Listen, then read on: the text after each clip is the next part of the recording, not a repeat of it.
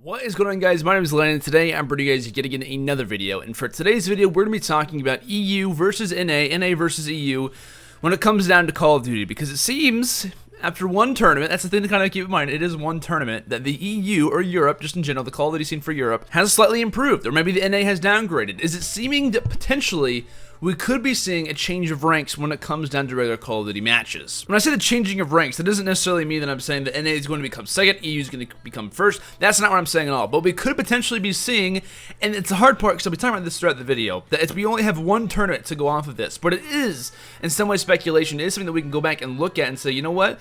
Potentially, these guys could be a lot more talented than we originally thought. Maybe even coming from EU. Like, whenever I was doing predictions on the Sticks Live, and obviously Tommy is coming from the EU scene, we talked about Rise versus Splyce. We were talking about, oh my gosh, Splyce is most likely to get ranked in that matchup. And I was like, you know, I'm really looking forward because both these teams are kind of similar. Both are consistent throughout their first seasons. Roster changes came with Splyce, and that to me was kind of like, you know, in some ways we could see Splyce do really well at this tournament. We could see Epsilon play pretty well with hockey and Sunny B went off. We could see, you know, Millennium, of course, being a top team, if not the top team right now, alongside Infused. You know, throughout the EU scene, we could see these teams do well, but the issue is that we've only had one encounter so far in Black Ops 3 with an NA and EU matchup, or an NA versus EU tournament. And that's really only two teams that were there, and one of them being from NA, one of them being from EU, which was between Optic Gaming and Millennium. One match, one series decided, not decided, but it showed where exactly we all line up at. And it's not a good way to show where we're at right now, because you can kind of see after, in some ways, two tournaments. I'll call it one, because I really don't think that the Millennium versus Optic Gaming match really, that didn't show anything. But besides that, like, you can maybe even add one matchup to this tournament if you want to. But one tournament has decided and showed where we're at right now being, and if you take anything from this tournament, that's the hard part about the Call of Duty scene right now. If you take anything from this tournament, right now Optic Gaming's still the best, Splyce is a better team than Rise is slightly better than Millennium. Like, we don't, after this tournament, and this is the whole thing that I'm really glad that this tournament happened, don't get me wrong, I'm really happy that this tournament happened. Of course, there were some issues here and there. We need more international major tournaments. We need to have these EU teams coming over to NA a lot more often, and so vice versa, of course, not even just saying that EU needs to come over here. We need to have more international majors, man. That's kind of like the whole topic of this video, because, you know, is the EU slightly becoming better than NA? Maybe, maybe not. We could be in the exact same position that we have been over the last couple of years, and we're going to talk about potentially if it's, you know, kind of a fluke. Was this tournament a fluke in some ways, but just because that the NA teams were traveling over to Europe, or they're not used to it, you know, all the issues that we had at ESWC, could that kind of in some ways counterplay to what was the EU doing as well as they did? Because you look at some of the matches, we can even look at, not really look at, you guys can't, but I mean, seeing Millennium beat Optic Gaming, of course everyone could say it was Optic Gaming's slow day, and normally I would say that's really not something that I agree with, but it really is true though. Like, Optic Gaming just does not play at all well on Fridays. So with that in mind, we did see Millennium take out Optic Gaming, the exact same opposite result that we saw at the Crown Melbourne tournament, seeing Optic Gaming actually taking out Millennium. You know, different examples, we saw Killerfish take a search and destroy off of Rise Nation. I have never heard of these players who were on Killerfish. They took a search versus Rise, and of course Rise is not the best search and destroy team, but just in general though, that's kind of a surprise. Like, you expect Rise Nation to beat a German team, or just a team in general that's not from the NA, in a 3-0 fashion, being as talented as they are, being as consistent as they are, and they end up dropping that map to them. And when it came down to the Group C finals, being Rise Nation versus Splyce, that kind of went the way that I predicted it to. You know, Splyce takes search and destroy, Rise ends up dominating in the respawns. That was kind of like what I expected to see out of this tournament. I expected to see, you know, the EU teams definitely, you know, make an impact. Maybe take one game, maybe even take two games if you know, the top teams of the game being Millennium, Splyce, or even Epsilon, who you really want to throw up there, even Infused as well. But when it came down to the single elimination playoffs, that's where things started to kind of be a little bit more surprising. And I'm really talking about one team in specific, and that was obviously being, you know, we'll go and talk about Splyce, but we'll talk about Infused really quickly. Of course, Optic Gaming narrowly ended up taking out Infused. I say narrowly, but that was a really, really close series. Like, at times I was thinking Infused can maybe take the hard point and take the search. They're in a brilliant position to take this game. Of course, it was a 3-1 in Optic Gaming's favor, but that wasn't really that surprising what we were really used to. But we looked at the bottom of the bracket. We look at Splyce. We look at FaZe. In my opinion, coming into that, I was thinking, you know, I'm expecting FaZe to win. I think, honestly, if we wouldn't have seen three teams from the NA, obviously there's only three teams from the NA at ESWC, but if we wouldn't have seen the three teams from the NA in at least the top four, I was surprised, and that was the way that I was too. I mean, we saw Optic Gaming coming in first, we saw Splyce in second.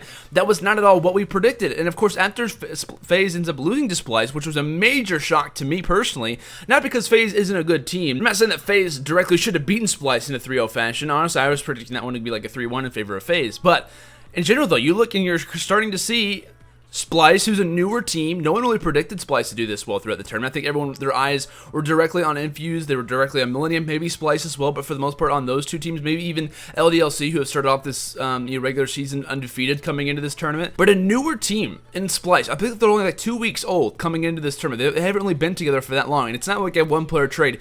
2 players have been added to this team, Rated and Joe from Epsilon. And these guys came out and they destroyed FaZe in a 3-0, which, like I said, to me, that was a surprising fact because I didn't expect FaZe to get knocked out that early. And then they go up against Rise Nation. That one was not casted, or I believe it was streamed, I think, but it was not casted over. And Splyce ends up winning that one 3-2. And I think this series alone, not only just this series alone, but this series in specific to me was probably the biggest shock that I've seen throughout most tournaments up to this point. And of course, we haven't really had that many tournaments so far in Black Ops 3. But Splyce beating Rise, of course, it wasn't a 3-0. It was a game 5. It came down to the very end.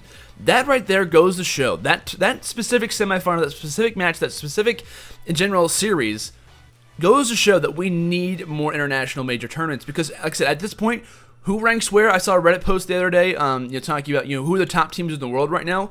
There were a lot of arguments going on. Honestly, there should be arguments because really, who do you call? Like, do you say Splyce is the second best team in the game right now? Do you say that really isn't very warranted since it was coming from the EU? We don't know. Of course, Millennium ended up losing to Rise Nation in a 3-2 fashion. Rise ended up narrowly walking away with that one. And then the finals was Optic Gaming, who ended up 3-0ing Splyce. But in general, though, you look at this entire tournament and you have a lot of question marks coming from this. Who ranks where? Who's the best team in the game besides Optic Gaming? Like, who kind of falls right below them? After this tournament's over, I'm immediately saying, when's the next one? Like, when can we have another EU tournament? Because I'm assuming that most likely, whenever you have an NA tournament, a lot of the EU teams don't really like to travel over here, which is totally understandable. When it comes down to an EU tournament, an EU major, I mean, they'll invite NA teams. Like you said, FaZe, Rise, Optic Gaming, maybe even some more teams. We've seen Gfinity's in the past, where a lot of NA teams start to come over. And of course, there are rumors that the Gfinity tournament will be announcing very soon. So hopefully, that can be an encounter that we'll see soon. One tournament that we have coming up very shortly is going to be MLG Anaheim. Of course, the grandfather in some ways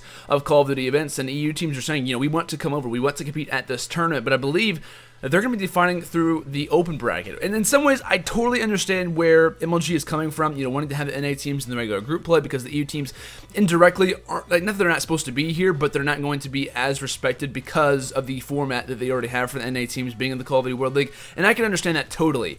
But I think for future tournaments, if we want to have majors, we really need to be involving the NA and the EU more. I think honestly, that's going to be the factor that grows the Call of Duty scene a lot more than people predict. Because you look at other esports, granted, depending on which one you watch, one region always dominates another. For the most part, of course, you can have different categorizing things here and there, but it's always a phenomenon between NA versus EU. We really don't have that often when it comes down to Call of Duty. We maybe have 2-3 events throughout the year that involve these teams. And of course, one of them being COD Champs. And I don't want to have an ESWC, a Gfinity, and COD Champs the only time that we see an NA versus EU team encounter on a regular basis. Because honestly, that's going to be a grind for those EU teams to get through the open bracket. We all know the stories that have happened from open brackets, a number of different surprises, teams banning different stuff. Like, there's going to be a lot of interesting things that happen in the open bracket, especially for the EU teams being there. But I want to see a regular environment where we have pools in some ways, directly involved with it. I want to see more tournaments like ESWC, probably more in NA, because I want to have more NA teams involved. I think that's the factor we look at and say, we should have more of these tournaments because this is how we grow the Call of Duty scene.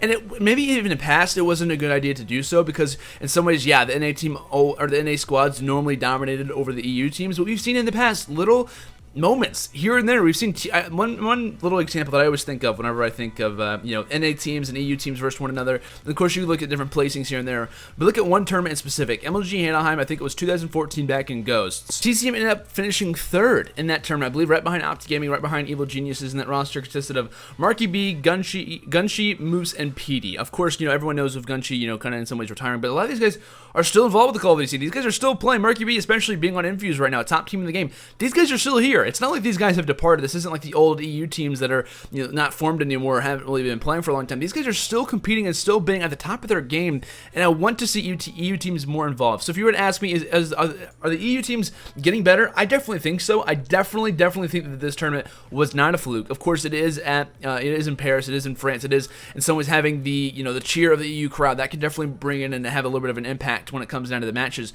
But I think in general, though, we look at how the EU teams have developed. Having the Gfinity Infinity Pro League throughout Ghost Advanced Warfare. It was great. It was fantastic for them to have that. Of course, we had the MLG Pro League. That was a little bit more, I think it was a little bit, ran a lot better. Of course, now the Call of Duty World League, we have the NA, EU, ANZ. All ran the exact same. Prize pool, of course, differs. The teams, of course, differ. When it comes to the overall structure, the professionalism of those leagues, they are exactly the same, meaning the EU has just the same opportunity when it comes down to their region as the NA does, as the ANZ does. And I'm curious to see too, maybe if we even start inviting more ANZ teams. The Call of Duty World League is hosting every single tournament right now, and I would love to see, maybe even as far as the regular season goes, maybe even award some of these top teams in their regions. You know, if you're the top 4 in your region, come over to this tournament, compete, and you'll maybe even have the EU teams disperse in different pools. If we can mix those together, if we can have those, not arguments, but that discussion between NA versus EU teams, I think it would honestly grow the scene so much, and I really hope that moving forward that can obviously be a thing. So, in your guys' opinions, do you guys think EU teams are getting better? I personally think so, without a doubt. Their Search and Destroy especially